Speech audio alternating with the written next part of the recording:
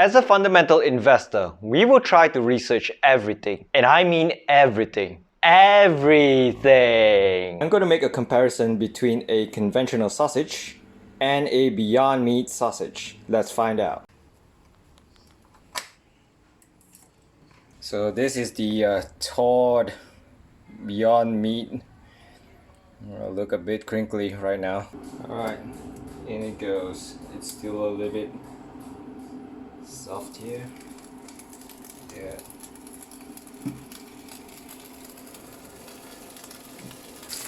The smell is really strong with herbs as well. It smells a little bit like peas, I guess. What I feel right now, this is really expensive in Malaysia. It feels like I'm frying money right now. Alright, and now for the conventional sausage.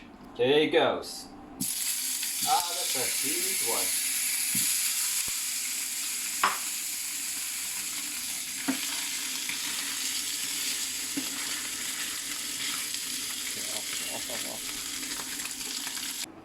Right, and now for the taste test. Let's try out with Beyond Meat first.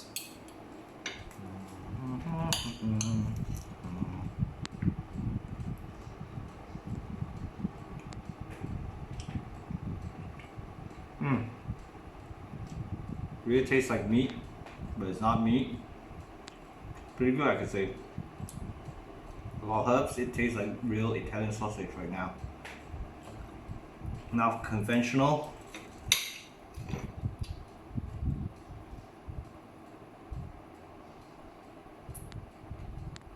About the same.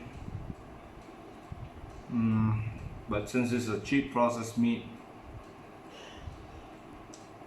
between the two I will go for Beyond Meat. It's a big surprise. I give it a thumbs up with that. So what are my thoughts about Beyond Meat? I'm going to tell you the good and the bad about it. The good part about Beyond Meat is it does taste like real meat.